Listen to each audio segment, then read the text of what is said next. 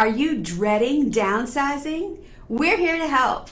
I'm Multi-Gen Jen. Let's talk about all the details and hear one person's story of what it was like. Today's question of the day is, at what age do you think your parents will make the move to downsize? Mom is coming in now. She's going to be our special guest for today. Welcome, Mom. Come on over here. That chair is not very comfortable. So many questions for you. Welcome to the studio. I'm so glad you could join us today.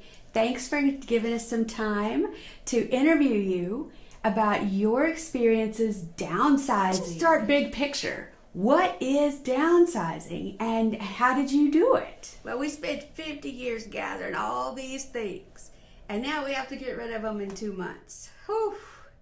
It's hard to do. It's like the opposite of supersizing when you go through the drive-thru. I used to get the supersize, but now we have to ask for the junior. So you've always been a list maker. Tell me how to come into play here as you were downsizing. What kinds of lists would you make? Oh yes, a list and check it twice, like Santa. You had lists for what to keep, what to trash, and what to donate. And a lot of things to go in an estate sale. Between now and 2030, 10,000 people every single day are turning 65. So Mom, tell me about your friends. How have they done downsizing? Do you have any stories for us about them? I'll tell you, one of my friends, Ruby, we just lost her. She always lived in an apartment and then assisted living, and so she was a saver. She didn't have a lot of furniture. So when she moved to the assisted living, I helped her sell her car and buy a few pieces for her new place, but she had no problems downsizing, except that she had all this money and she was worried that her family wanted it. You know, sometimes your family can be the hardest ones to deal with, and for my friend that was really hard. I had another experience in my 40s that taught me a lesson. I had some friends who were much older than us. They had no children. Well, they had children. They had 2 sons, and they died in the Korean War. And so now they were in their 80s and they didn't have anyone. And they needed some help with their house. They found this family, but they found a family who would come and care for them, hired somebody. I hadn't heard from them in a few weeks, so I called and I couldn't get them on the phone, so I popped in to check on them, and these people they hired wouldn't let me in the door. So I called again, I tried to get in again. Different person came to the door, they wouldn't let me in either. So I started to get suspicious. So I called the police, and they came and they took those people to jail.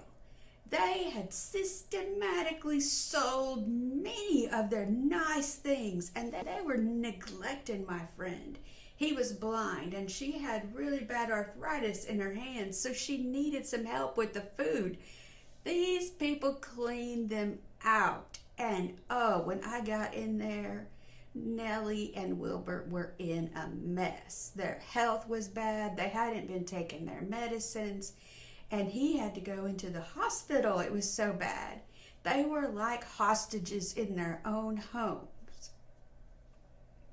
And that taught me, your dad and I, we decided we never wanted to get to that place.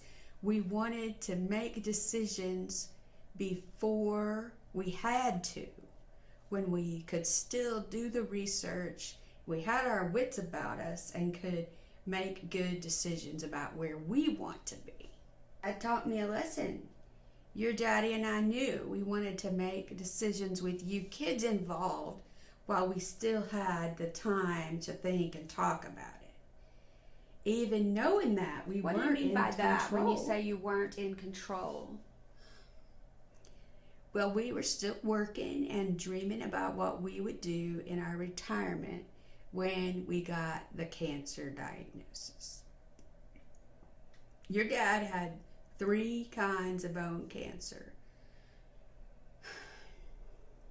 And we lived 50 minutes away from the cancer treatment center. And we were going to have to go up there 3 times a week. But we didn't want to spend whatever time we had left running on the roads. Decided to move close to the hospital. And that's where you came in and you started helping us because, my goodness, we had 2 businesses, a warehouse, our big house, employees. We had rent houses and tenants and all this yard mowing equipment, commercial vehicles. And I didn't want to think about any of that. I just wanted to focus on your dad and helping him get through this. Well, I'm sorry about that. So, we just took the bare minimum to the apartment. A table, a bed, a couple of recliners, a suitcase, some bedding. That was all. You put up the Christmas tree for us. That was sweet. And we got there, and that was a quiet place where he could rest, and we didn't have to think about the yard or the businesses or anything. We could just let that all go. Just before the estate sale, our whole family got a chance to walk through, and we were able to see everything prepared for sale. And some of the grandchildren found a few things they thought were cool that they would love to have to pass on. As soon as the sale was complete, we put your house on the market, and then we were able to buy your new one. Remember what day it was that we moved into our new house? Valentine's Day. Your dad bought me a house for Valentine's Day. That was the sweetest thing. Oh, it was nice to have that apartment so your dad could really rest in a clean and quiet space while we got the new house set up and all the boxes unpacked. Oh, it was so good. Now you're here in a much smaller house, in a much smaller yard. Do you miss the old space? Do you miss your old things? No, I don't miss it. I miss my neighbors. No, I love being right here. I never thought I would like being in a neighborhood close into the city like this, but I just love it. I have nice neighbors now. I have a nurse that lives right next door. I mean, how much better can you get? I've got little kids who come and eat my cookies, and it's worked out really great. Let's talk about paper and pictures for a minute. We didn't have time to sort through all those as we were leaving the old house, so we just boxed them up and brought them with you to this house. And you've had 4 years now to sort through photos and files. What's that been like? Oh, we've had fun with these pictures. Your dad and I looked through the boxes, and some that were in albums, and some we inherited from our parents, and we reminisced about old stories and people in our wedding photos. Oh my goodness, that was a real treat. As the accountant for 2 businesses, you've always been very organized with your receipts and taxes and files. How has it felt to be finished with all of those things? Well, I've become good friends with the shredding company. It's great to get rid of all those things we don't need anymore. And I'm learning how to download online statements and not have to keep so much paper. Side note, or your loved ones intend to apply for Medicaid, they're going to require the last 5 years of tax returns and bank receipts. So don't throw away or shred too many things. So as you downsize, did your monthly expenses come down any? Oh yes, dramatically. Although I do have some new expenses now. Now I have an HOA, which we didn't have that before, and I pay someone to do the yard work and put up the Christmas lights. But my monthly utilities are much lower. We don't have a mortgage.